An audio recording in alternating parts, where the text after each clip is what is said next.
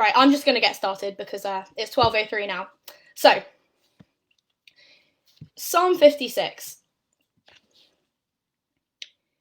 Be merciful to me, my God, for my enemies are in hot pursuit. All day long they press their attack. My adversaries pursue me all day long. In their pride, many are attacking me. When I am afraid, I put my trust in you. In God, whose word I praise. In God I trust, and am not afraid. What can mere mortals do to me? All day long they twist my words. All their schemes are for my ruin. They conspire, they lurk, they watch my steps, hoping to take my life. Because of their wickedness, do not let them escape. In your anger, God, bring the nations down. Record my misery. List my tears on your scroll. Are they not on your record? Then my enemies will turn back when I call for help. By this I will know that God is for me. In God, whose word I praise. In God I trust, and am not afraid. What can man do to me? I am under vows to you, my God. I will present my thank offerings to you, for you have delivered me from death, and my feet from stumbling, that I may walk before God in the light of life. So that's the end of the psalm. I know it was quite a long one, but I really just didn't want to cut out anything because I just thought it was all so good. But for many, and probably the majority of us, this time of disruption to our daily lives and our routines and our plans has been quite difficult, and for all sorts of reasons that I won't go into because obviously everyone watching, you'll know what your own personal difficulties have been. But I'll be honest about my own life. I've been feeling pretty down in the last couple of weeks. When lockdown started, I was quite upset having to come home from university so early, but mostly I was quite excited, I thought, to finally have some time to do all those things that I always said that I would have no time for, like reading and writing and watching films. And I'm sure quite a lot of us did have that perspective and that point of view.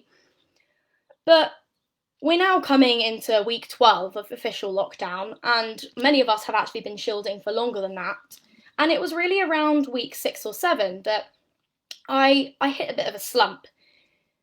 I'd watched more films than I'd seen in the past several years put together, probably, and I'd taken more part in more Zoom quizzes than I ever wanted to, and I was just a bit fed up. And when I say slump, I don't mean anything kind of absolutely awful, but I just mean a general kind of sense of melancholy. I was waking up in the morning and I was thinking, what's the point? There's nothing to do. I'd rather just go straight back to sleep. Now, I don't think these are unusual feelings to be experiencing during this time. And in fact, I don't think it's really surprising at all that probably a lot of us are feeling quite aimless and purposeless. And obviously, add to that all the events going on around in the world, and it has been quite intense and overwhelming, I'm sure, for lots of people watching this and just everyone. And I've noticed it before, but I've really noticed in the last few weeks when I've kind of been feeling this way, that when we feel an emotion, our brains have quite a good way of kind of letting it consume us and intensifying every other thought or emotion that we have when we're actually feeling that initial emotion. And what I mean is, for me, because I was feeling fed up anyway, any tiny thing a family member said would irritate me a lot more than it should have, or maybe reading one headline on the news would upset me a lot more than it usually would have. So I found myself in this slump, getting very good at just letting the whole thing consume me. And after a few weeks of this, after a few weeks of just kind of being consumed by these feelings, I reached a point where I was just crying out to God, and I was saying, please, God, stop me feeling this way. I don't like it. I don't want it. And, it kind of, maybe I should have done that earlier, to be honest, but I was just kind of wallowing in my feelings of melancholy, and I let it get to this point where I was just crying out to God. And so this is really where we get to our reading, which, if anyone missed it earlier, it was Psalm 56. So I didn't actually read out the context of the psalm when I read it, but it says at the top of the passage, uh, pardon my pronunciation, but it says that it is a miktam when the Philistines had seized David in Gath. And we don't quite know what that word miktam means, but the Bible says it's a literary or musical term which was just used as a title for this text. But what we can tell from this psalm is that it's clearly David crying out to God to be merciful to him in his time of need. He says, "Be merciful." And David then goes on to describe in detail what he's going through. He says, "My enemies are in hot pursuit. My adversaries in their pride are attacking me. All day long they twist my words. All their schemes are for my ruin. They conspire, they lurk, they watch my steps, hoping to take my life." Now, I'm not really trying to compare my situation of just feeling a bit glum to the situation that David is in here, where he's actually feeling alone in a life or death situation. But I think these words he uses in these situations can actually be applied to all sorts of situations we go through in our lives. When David says, "My enemies are in hot pursuit," this could mean any number of things. So, whether your enemies are actual people, perhaps people bullying you at school or at work, or maybe they're an illness that has come upon you like COVID-19 or anything else, whether your enemies are governments or other people in power that you feel are committing injustices, or whether your enemies are even simply how you're feeling within yourself. Perhaps you feel like your own brain is conspiring against you at times. So ask yourself now, what is your enemy at the moment? What do you feel that enemy is? I mean, there's a high likelihood that you have more than one, but what do you feel like your enemy is at the moment? And obviously I use this term metaphorically just to mean, yeah, what do you feel is the biggest thing you're crying out to God for help with at the moment, like David was? I can personally say that my enemy has really been my own brain and my own thoughts, in the case I was talking about earlier, where I just felt like my thoughts were just conspiring against me. My brain was, I'm not used to generally feeling quite melancholic. That's not like me. And so it was just quite strange to be feeling like that every day, and to the point where I was just getting sick of it. But what I do think is interesting about this psalm is it starts out with this cry for help from God, from David to God, and he asks of God, "In your anger, bring the nations down." Now, David may have actually felt this, meant this literally, because I'm sure we've all often said similar things to God, haven't we? We've asked God to be angry or upset about our situation. "God, why aren't you angry about this?" Whether it's our own situation or someone close to us, or even just someone else in the world that we're seeing on the news. "Why aren't you angry about this, God? Why aren't you upset about this? And why aren't you changing it for us?" But actually, the interesting thing I thought about this psalm was it's not simply a cry for help. And it actually seems as though David actually answers his own cry for help, and he comforts himself, because he actually says, so he begins by saying quite near the beginning, "When I am afraid, I put my trust in you, in God whose word I praise. In God I trust and am not afraid." And he continues in this latter half of the psalm saying, "Record my misery, list my tears on your scroll. Are they not in your record? Then my enemies will turn back when I call for help. By this I will know that God is for me. In God whose word I praise, in the Lord whose word I praise. In God I trust and am not afraid. What can man do to me? I am under vows to you, my God. I will present my thank offerings to you. For you have delivered me from death and my feet from stumbling, that I may walk before God in the light of life." Now, I know I just repeated most of the entire psalm, but I read the whole thing just because I really think the whole thing is so powerful. And like I said, I didn't want to leave anything out because I think every line is just so powerful. It's almost as if when David is crying out, he actually realizes that he already knows that God is with him and walking beside him. Because he actually says, "In God I trust and am not afraid. What can man do to me?" And he says, I'm under vows to you. I will present my thank offerings to you. And so I just thought about this psalm that it's not simply a cry for help, as we often do, but it's then him reminding himself that actually he doesn't necessarily need to call out for help in the same, he doesn't need to cry out for help to God, because he actually already has that help. He just wasn't acknowledging it. And I think that is something that happens to many, many of us in our lives. And it's like the footprints in the sand story that I'm sure many of us have heard. You can Google it, footprints in the sand, if you haven't heard it. But it's basically saying that God, I thought you weren't with me. Where were you? And actually, God was there the whole time. And so it's not simply a cry for help and wanting God to answer it. It's actually a realization that God was always there.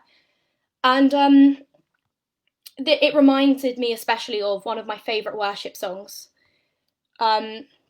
which is You Never Let Go by Matt Redman. I'm sure many people know it. And that is taking words directly from Psalm 23.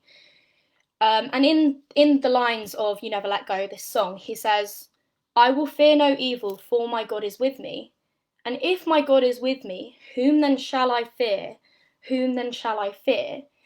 And obviously that also is from another psalm, but I love this song in particular because being able to sing it really does remind you, whom then shall I fear? And I'm just urging you to remember, when you think of that enemy that you have, like David did, I'm urging you to actually remember that God is with you in this time.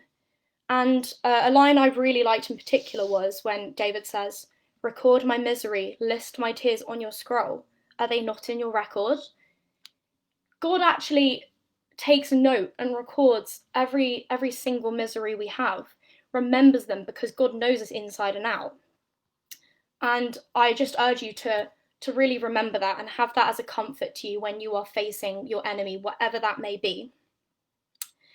So I'm now going to pray, come into a time of prayer, and I'll just have a quick look at any prayer requests. And if you have any prayer requests now, please put them in now. I can see there are definitely several. Let me just.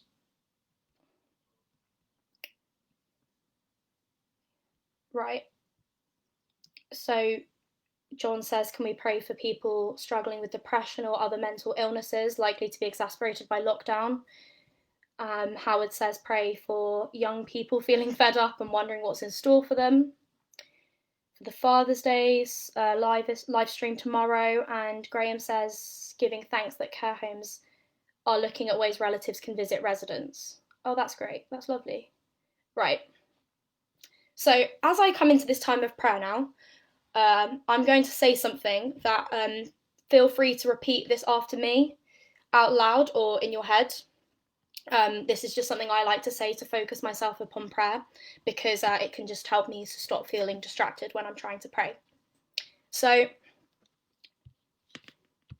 sorry, let me just get these prayer requests back up. Let us pray. As I enter prayer now, I pause to be still, to breathe deeply, and to recenter my scattered thoughts upon the presence of God. Let us pray. Dear Father God, thank you for all the blessings you give us in life. And thank you that you are with us, whether we realise it or not. You were always beside us, walking beside us, or even carrying us. Thank you that you record our miseries. You know us inside out. You know us better than anyone else. You know us better than we know ourselves. But please help us to remember that. We're sorry for the times that we forget about this. We're sorry for the times that we think that we know everything, we know better. Please help us to remember that you are there and we're not alone. We don't need to cry out for help.